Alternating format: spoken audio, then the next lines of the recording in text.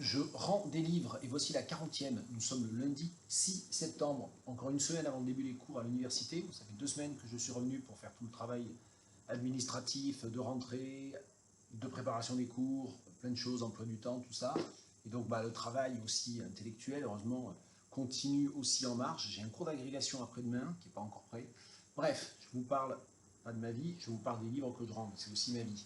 Alors aujourd'hui, je vais rendre 2 livres de Barbara Gloszewski, dont je vous ai déjà parlé. Barbara Gloszewski, c'est une anthropologue française, notamment spécialiste, principalement spécialiste des aborigènes australiens, et qui la lit depuis un certain temps déjà. Et j'ai parlé dans une vidéo récente de Je range mon bureau de son dernier livre publié aux éditions Dehors, Réveiller les esprits de la Terre. Et j'avais fait part à la fois de ma fascination, de grand intérêt de ce livre, et puis de quelques petites réserves. Voilà, ce sont des livres vraiment classiques et qui correspondent à son expérience de terrain des années 80. Je vais vous en lire 2 extraits. Il y a du Rêve à la loi chez les aborigènes. Et vous voyez, c'est un vrai livre de bibliothèque. Hein. Il y a beaucoup de gens qui l'ont lu. Je ne suis pas le premier. Ça arrive que je sois le premier ou pas loin. Mais là, ce n'est pas le cas. Alors, dans ce livre-là, en fait, elle n'a pas travaillé que sur les Warlpiri, qui est son terrain principal, les Warlpiri du centre de l'Australie. Elle a parlé aussi d'autres nations, peuples, d'autres ethnies, puisqu'il y a des questions linguistiques, bien sûr, derrière, aborigènes. Et là, il s'agit notamment des Dieri, mais pas seulement. Les deuilleurs se retrouvent souvent... Pardon. Les deuilleurs, c'est bien le mot deuil, hein, c'est les personnes qui portent le deuil, hein, qui agissent le deuil, pour continuer dans les semi-néologismes. Les deuilleurs se recouvrent souvent en blanc le visage, les bras et la poitrine. À préciser que les cadavres brûlés blanchissent, mais aussi qu'à la naissance, les bébés aborigènes sont très clairs. À ce titre, le blanc est la couleur de l'autre côté de la vie, celui d'où l'on vient et celui où l'on retourne. Howitt a relevé le malentendu que le premier contact avec les Blancs suscita parmi certains aborigènes qui voyaient en eux des revenants. Daisy Bates, 1938, avoue avoir même joué sur le statut surnaturel que cela lui conférait. Dans de nombreuses sociétés, les veuves devaient autrefois garder un emplâtre de gypse sur le corps ou la tête jusqu'à ce qu'il s'effrite au bout de plusieurs mois.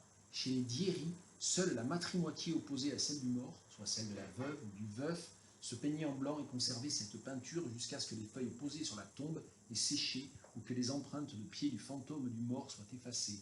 Les gens de la matrimoitié du défunt se peignaient, eux, en rouge et avaient à charge de creuser la tombe.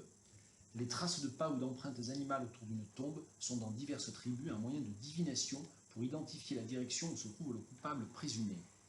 Le tabou alimentaire, qui chez les Warlpiri se manifeste par l'interdit de régime carné pour les veuves et l'obligation de dons funéraires de nourriture des mères aux oncles maternels du défunt, est ailleurs encore plus strict. Dans le Nord Queensland, on interdisait de manger le totem du mort pendant la durée du deuil. Cette prohibition était corrélée avec celle de se rendre sur le site totémique du mort, totem et site totémique étant dans la plupart des langues de ces tribus désignés par le même mot. Sharp, 1939. En revanche, dans d'autres tribus du sud ou du nord, comme les Murungim, manger le totem du défunt constituait un rite funéraire grâce auquel l'homme ou le groupe des parents supposés hantés par le mort s'appropriait le pouvoir totémique du défunt. Je passe, et c'est pour vous dire, c'est tiré d'une section qui s'intitule Nécrophagie et production totémique, c'est tiré du chapitre 8, Diversité et similitude des tabous australiens.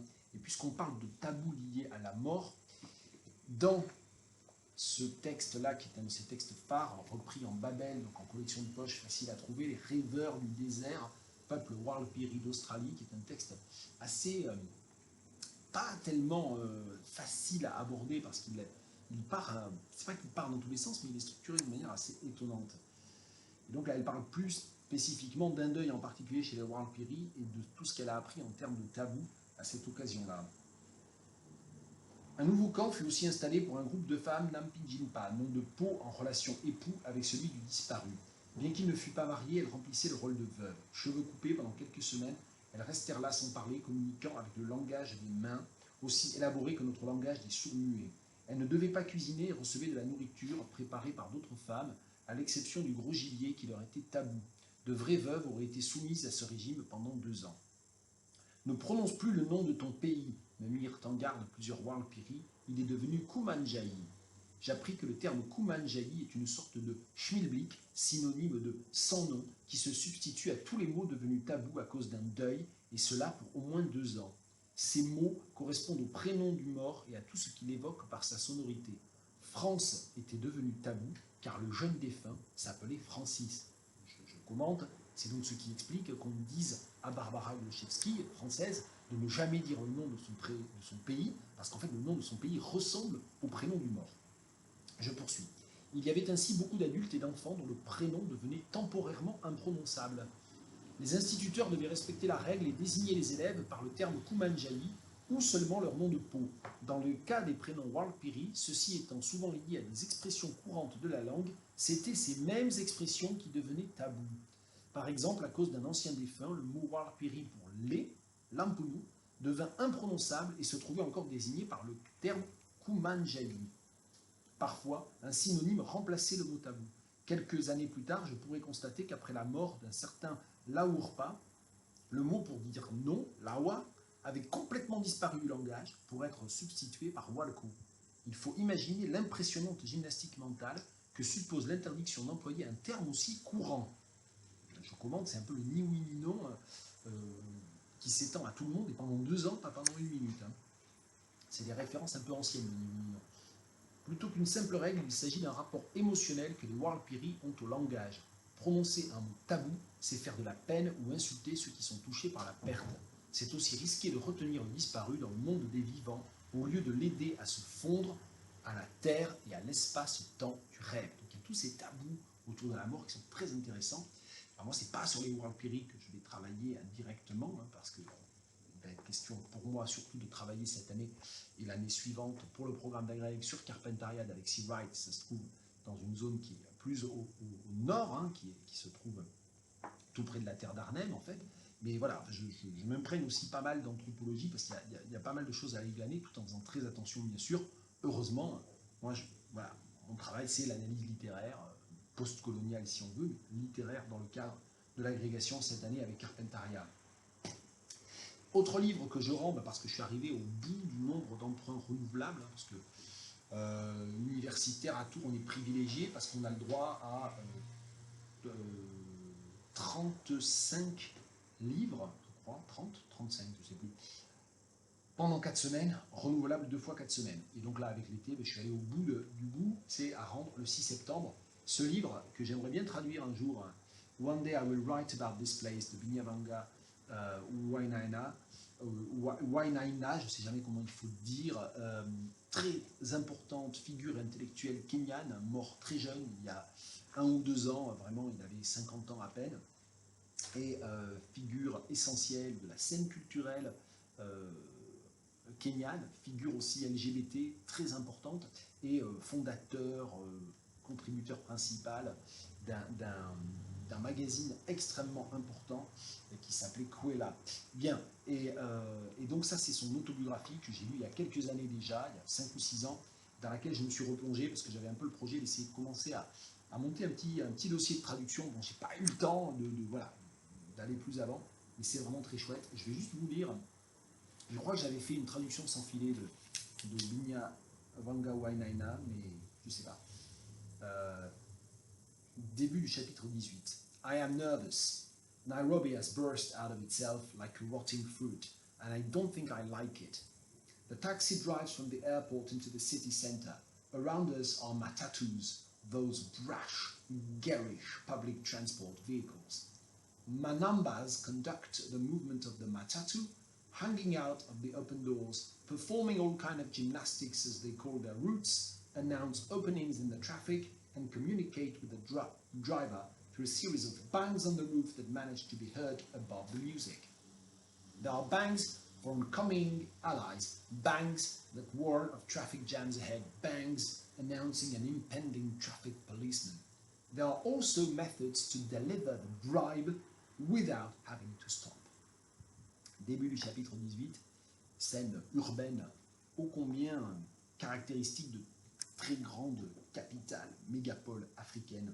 C'est presque un motif ou un leitmotiv de la littérature africaine contemporaine. Ces transports collectifs et ces embouteillages et le bruit qui va avec, bien sûr. Kenya toujours, on en a parlé pas mal récemment. Wangari Maathai, The Challenge for Africa. Alors là, ce n'est pas Unbowed, ce n'est pas ça. Son autobiographie, c'est un véritable essai. Je vous avais parlé pas mal de Unbowed, je ne sais plus quand exactement, mais enfin peu importe. Et du Green Belt Movement, et bon, je vais pas mal travailler là-dessus aussi cette année pour d'autres raisons encore. Je ne vais pas vous raconter tout mon travail. J'ai choisi de vous lire dans cet essai un extrait de ce qu'elle pense, des images qui servent à lever des fonds pour l'Afrique en mettant en scène la misère africaine ou la misère de certaines situations. Tout le paradoxe qu'il y a, c'est-à-dire qu'elle va dire que pour elle, bien sûr, ça peut être efficace, ça peut avoir des effets positifs, mais dans le fond, à long terme, ça crée cette espèce d'image d'une Afrique assistée, d'une Afrique misérable, d'une Afrique qui ne peut pas se relever, qui ne peut pas lutter sans l'aide internationale, et c'est tout le paradoxe. Et le texte est très beau. As someone who raises funds to support work in Africa, I understand the importance of images and recognize that pictures of Africans in dire circumstances can ultimately lead to positive actions from those who are moved to want to help. However, on balance, I find these representations and the associations they bring with them demonstrably negative, perhaps even shameful, since they risk stereotyping all countries south of the Sahara as places of famine, death, and hopelessness. Because the children or adults pictured are rarely named, the people remain abstract, symbolic, and no longer individuals. That starving toddler or weeping mother or child soldier is Africa. This projection only makes the task more difficult for those of us on the ground trying to help Africans to help themselves. In addition, Africans themselves see these images of suffering and dysfunction on television, in newspapers and websites, and in fundraising appeals, and begin to internalize them. A dangerous and unfortunate psychological process ensues that subtly and perhaps unconsciously affirms to Africans their inability to be agents of their own destiny. Eventually, it may destroy the sense of confidence they should and must have to make progress. Et le texte continue, et plus j'y pense, plus je me dis qu'il y a quelques pages de ce livre-là que je pourrais utiliser, mais je pourrais utiliser tellement de choses qu'il va falloir que je trie. Dans un nouveau cours que je fais cette année, comme quoi finalement quand je parle de la BU et quand je rends des livres, je parle plus de mon travail strict, et là je fais un petit esprit de l'escalier ou un petit aparté lié à la causerie qu'on a eue avec Azélie Fayol vendredi dernier ici même, pour moi, hein, avec Zoom. Allez voir sur la chaîne Un grain de lettres ce qui s'est passé. Et en fait, finalement, c'est vrai que dans la série de vidéos où je rends des livres, je parle plus de mon travail que dans Je range mon bureau, en fait, parce que les livres que j'emprunte sont beaucoup plus souvent liés à mon travail que les livres que je lis parce que je les possède, parce que je les ai achetés. C'est pas du tout une règle stricte. Il y a plein de livres, notamment de littérature anglophone et puis de littérature africaine, que j'achète et que j'ai chez moi. Je vois que le micro se barre, j'espère que le son fonctionne encore. Bon, on verra bien. Dernier livre, une biographie de Zora Neale Hurston, figure hyper importante, biographie par Deborah G. Plant, et j'avoue que j'avais un petit projet là aussi autour de Zora Neale Hurston, mais j'étais obligé d'y renoncer, un projet d'écriture un petit peu, et puis j'ai été obligé d'y renoncer, et donc j'ai même la biographie, je l'ai vraiment parcourue plus que je ne l'ai lue. Mais je vais vous lire un petit extrait dans lequel il y a des figures importantes qui sont convoquées, notamment Langston Hughes, Bessie Smith, Jim Toomer. In Mobile, Hurston interviewed Kosola Kaja-Lewis, the last living captive of the Clotilde, the reputed last ship to bring Africans to the United States. Car voilà, le lien. Zora Neale Hurston, elle a pu discuter avec des esclaves, les derniers esclaves, les derniers déportés. Parce que transportation, c'est une déportation, hein, la traite transatlantique, ça a été une déportation massive. Il ne s'agit pas de faire de la concurrence victimaire, c'est un gigantesque crime contre l'humanité, dont plusieurs villes, plusieurs villes européennes, plusieurs nations européennes n'ont pas encore totalement rendu compte. Afterward, while investigating the environs of New Orleans, she had a chance run-in with Langston Hughes. Hughes had been invited to read his poetry at Fisk University's June commencement ceremony. He was on an impromptu tour of the South and happily accepted Hurston's invitation to join her on her drive north, taking the back roads. Unlike Sheen, Hughes was interested in Hurston's work, particularly and in the Southern folk generally. Thus, Hurston had in use a congenial companion. J'adore cette expression, congenial companion.